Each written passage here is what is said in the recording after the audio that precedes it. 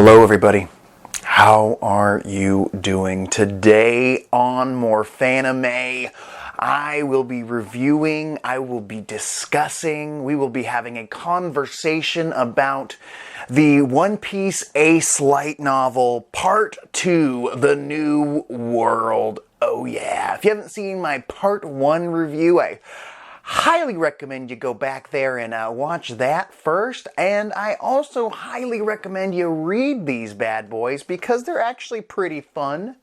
You know, if you don't want to read a manga, I guess if you're really into One Piece, you'll love it. Because there's no pictures. Yeah, that's what light novel means. I figured that out real quick.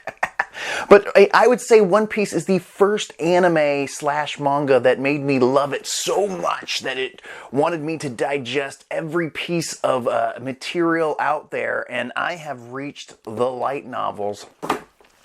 Personally, I would say the first one was better. I would say that, yeah. It just felt like the first one had more information that was new to me than the second one. The second one, this one right here, The New World, really had a lot of stuff that I already knew from the anime, from the manga. Shit about Ace that we already knew. They intertwine into the book, of course, but nothing too crazy. I was kind of hoping we'd find out what happened to his crew after Ace got executed. I was kind of hoping the book would end with a little bit of a prologue about, you know, Ace already being executed at Marineford. Spoilers. And I was hoping we'd find out what happened to Masked Deuce. The only thing that I got from this book is that he became one of the ship's main doctors that helped take care of Whitebeard, which is cool. But still, you know, he wasn't there at Marineford. He was a character that was created later, I believe, for Ace's light novel. And it kind of ended on a whimper more than a big crescendo. I was hoping for a sad goodbye type scenario at the end involving Masked Deuce writing the story he's been wanting to get published, but it didn't really feel like that. Maybe I need to read it once more, but it didn't really feel like Masked Deuce had much of a role to play at all in this. In the first book, it seemed like it was all from Masked Deuce's perspective. If you don't know who Masked Deuce is, he's Ace's right-hand man from his original crew, the Spade Pirates. And I wanted more for the character. He was really the primary focus of the first book, with Ace being, the titular main character, but he was there narrating the whole thing, following Ace's adventures. I just thought we'd get more. Same with the Nailer, the girl Marine that was chasing Ace down in the first book. We don't really see her either. I assume she was executed or something, because we don't ever see her again in the story in any way, shape, or form that I remember. I assume she was put in jail for helping Ace escape after he beat a vice admiral or some shit. I don't know. And the first one was more fun because we got to see the part where he denied becoming a warlord of the sea, which was really just cool to see how that scenario played out. And this one is, Ace and his crew. I'll just go down with it beat for beat. Ace and his crew, they're on their way to the New World. We make a pit stop at Fishman Island. Nothing too big happens here except Ace sees Whitebeard's flag and he's like, oh, so this guy protects Whitebeard. I mean, this is his territory that we're in right now. And before they leave Fishman Island, Ace is like, burns it down, really setting the tone, really sending a message to old Whitebeard and even to the Fishman Island people who are like, hey, that guy protects us. Don't do that. Now we got to put another flipping flag up before we find out that it got torn down, burned down.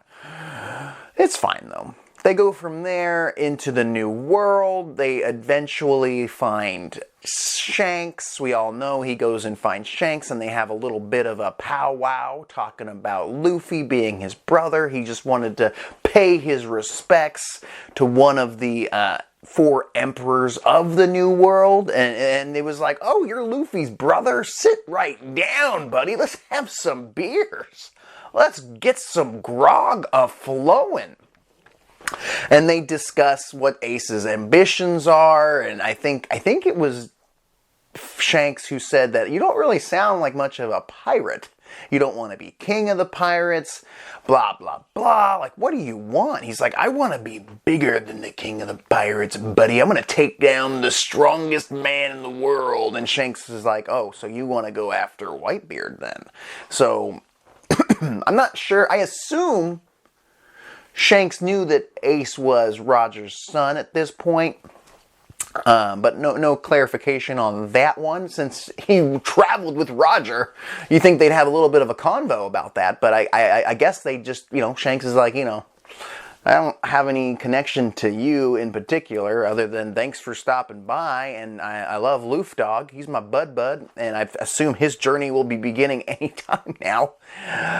So Ace and his crew take off from there, and like, we're going after Whitebeard. Yeah! They have a couple little side quests and whatnot, but nothing too big of note. Ace and his crew eventually meet up. They eventually get attacked, I believe, by Jinbei, or ambushed by Jinbei, who finds out, I believe he's mad because he burned down the Whitebeard flag, and Jinbei's an ally to Whitebeard, even though he is a warlord. Jinbei's like, yo, y'all did a cardinal sin doing that shit in my in Fishman Island. My name is Jinbei, and I'm a warlord, buddy boy. I didn't turn that shit down.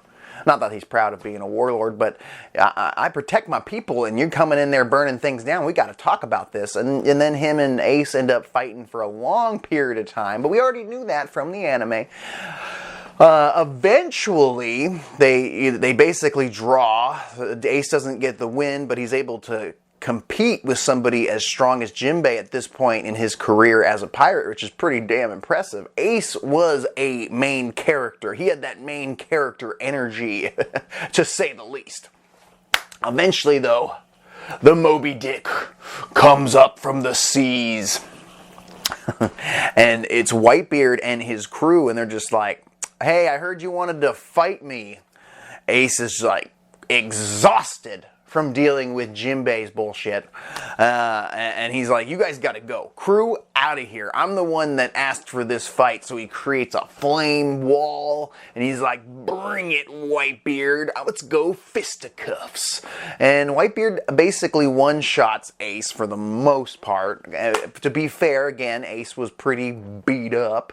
His crew does leave, but turn around. Masked Deuce and his squad, they turn around the Spade Pirates and are like, we're gonna get you, Ace, we're not gonna let them take you. And they all get knocked back down by Marco and the gang. Ace wakes up on the ship. He's like, what happened?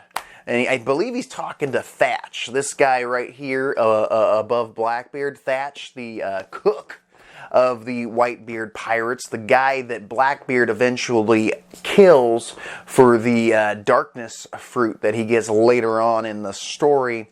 He murders him in cold blood, taking the fruit for himself, the fruit he looked for 20-something years.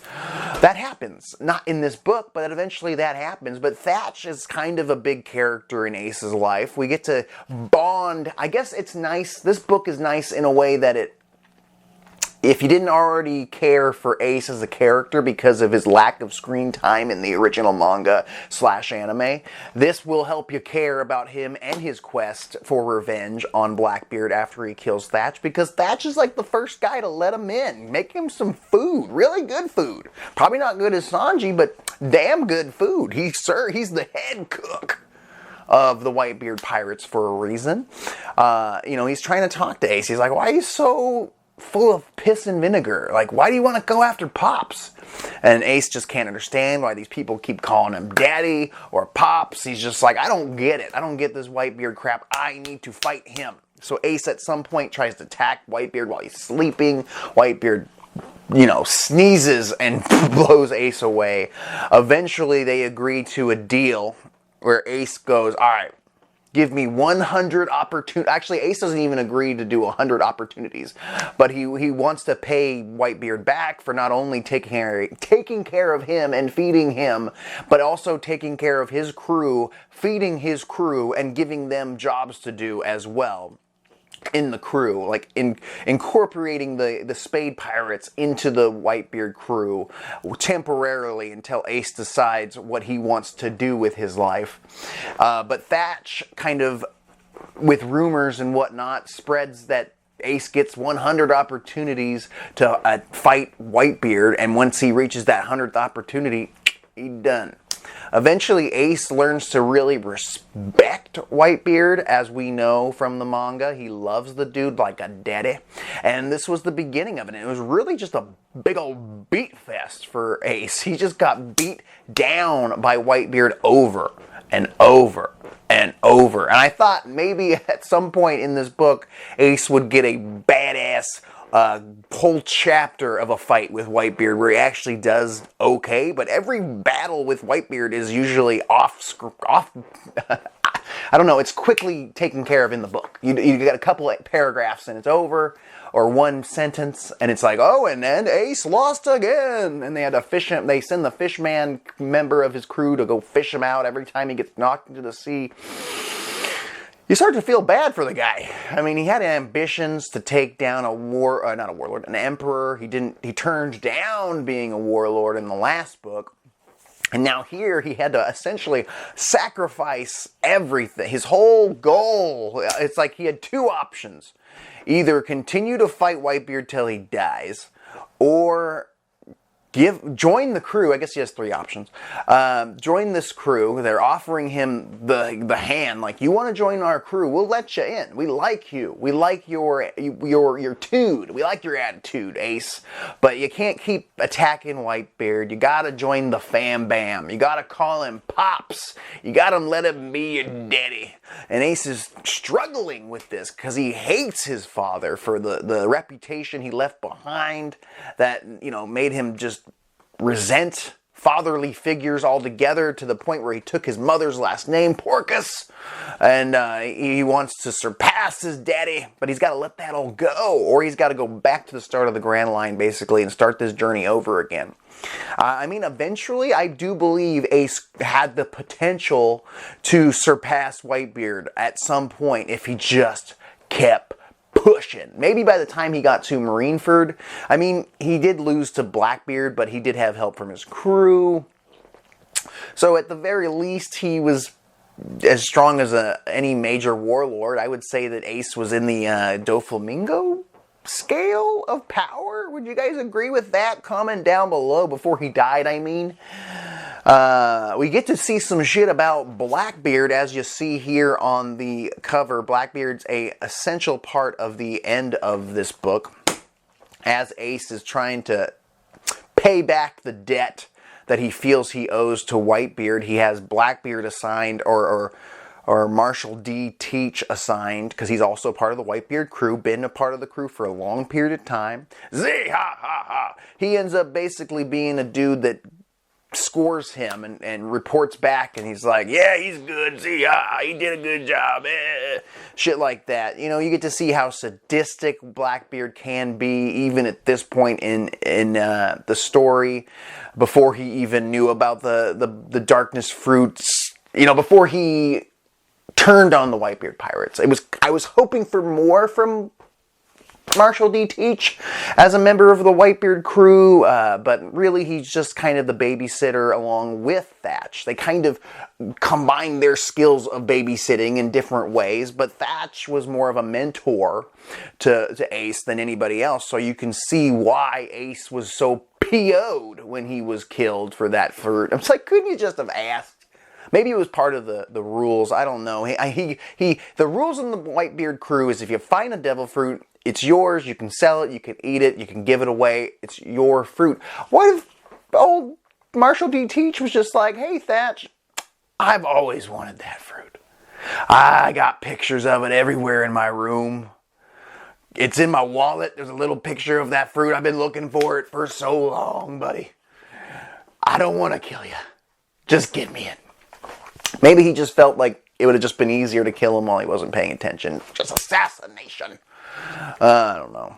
I want a light novel about Blackbeard's adventure after he turned on him, meeting his crewmates like Jesus Burgess, Doc Q, all those original members, everything he did leading into Drum Island, into Jaya, basically up to the point where he met Luffy. I'd like a little light novel about that. Speaking of, I want more light novels. I had a great time reading this. It is kind of fun, you know, just reading information about a character you did or didn't know, but in a different perspective. There is a point where Masked Deuce has a bit of a powwow with Ace and says, hey buddy, we like it here.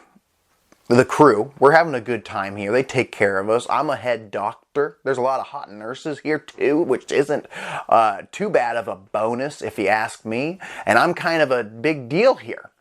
I would stay if you want to stay.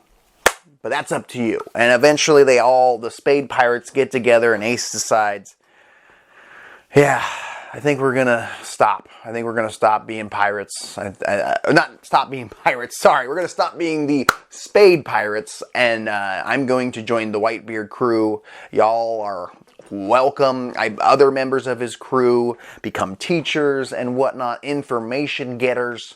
They all have a different skill that they can fulfill.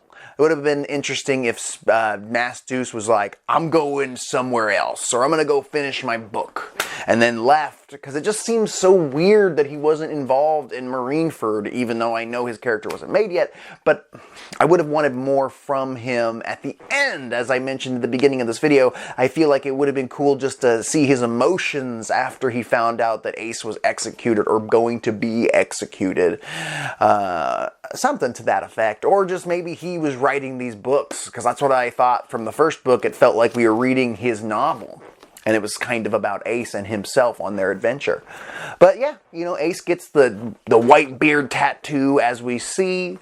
Izo is like the lead of the ritual of joining the Whitebeard Pirates, drinking the sake, and it's just a big deal. It's cool. It's a good little story. It's fun. It makes me feel more attached to Ace as a character. Made me think of a little what-if scenario. Like, what if Garp made the sacrifice at Marineford and let Ace get away? Like, he jumps in front of Ace, who was jumping in front of Luffy. That would have been nuts. That's another thing I could have liked a little bit more in here. It's maybe a little bit of information to how Ace felt about old Garpy Boy. Because Garp came and sat with him at Impel Down, as we all know. And it didn't seem like he mentioned Garp once. But he's like, my little brother Luffy, he's the best. Sabo died and it was sad, and Celestial Dragons are poopy. But not once did he mention his adopted grandpa. Not one time. Not at all. And I feel like they had more of a connection than Garp and Sabo did, and I feel like Ace and Garp did love each other in a way. You know, Ace went on to do other things, of course, and they weren't blood related, but a lot of characters in One Piece aren't blood related, and they still love each other even more so. And it would have been an interesting tidbit of information if we just got to see him talk about Garp a little bit, or think about Garp a little bit. Just to connect those two characters a little bit more for me when I go back and watch Marineford for the 1000th time. But yes, wouldn't that have been cool if Garp jumped in, saved Ace? Ace's character was so badass. Again, he had main character energy that I love, more so than his brother Luffy. So I imagine that if Ace survived at Marineford and Garp and Whitebeard were murdered instead, I imagine Ace would escape with the crew, with the Whitebeard crew, with Luffy, and maybe even on Law's ship with Luffy, since Law eventually shows up, Shanks eventually shows up. They all bounce, they reconvene with Rayleigh and all that. I imagine that Rayleigh is going to offer to teach Luffy how to use hockey the same way. And they, you know, I feel like Ace and Luffy would have a very sad funeral send-off for Garp that would have been touching, but I don't think it would have been as impactful for Luffy's development as a character, and then losing his brother Ace, somebody he grew up with day in and day out. Garp was in and out of his life, you know, doing tours with the Marines and whatnot, but imagine that story. It'd been so interesting. I would love to watch or read a fake version of this. I see it as they're there. Rayleigh offers to train Luffy, maybe even offers to train Ace also, and Ace is like, nah, I got a crew that needs me right now. And he goes back to the Whitebeard Pirates. Luffy stays, trains for 2 years. They continue that story the same way. Ace isn't going to join the Straw Hats. No, no, no. He's going to take up the mantle as the leader of the Whitebeard Pirates. Don't even change the name. Keep the flag and everything. He's the leader of the Whitebeard Pirates. And you know what their new goal is? It's to get Marshall D. Teach. Even though it led to him being almost executed, his goal to kill Marshall D. Teach, this time it's fucking personal because that dude killed Pops in front of everybody. Took his power as well. So Ace is like, let's do this. So they have the battle between the Whitebeard Pirates and the Blackbeard Pirates, which also happened, but the Blackbeard Pirates won.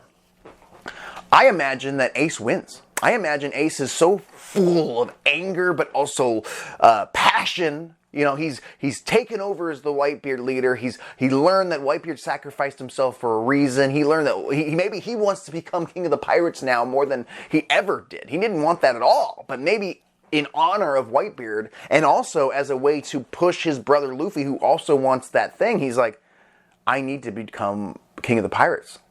For me, for Whitebeard, I mean, he believed in me enough to sacrifice himself. First, I'm taking down Teach. So we have this epic battle.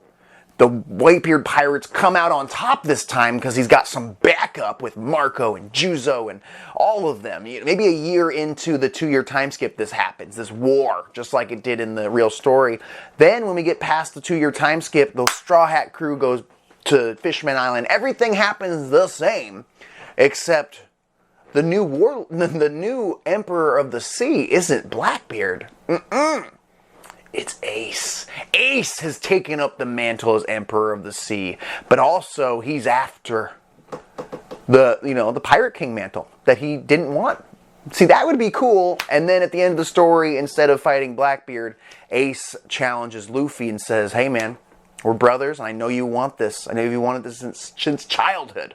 But you gotta get past me." And maybe Ace wins because Luffy didn't have enough emotional, sadness from losing his broski. I don't know. It's just a fun little thought.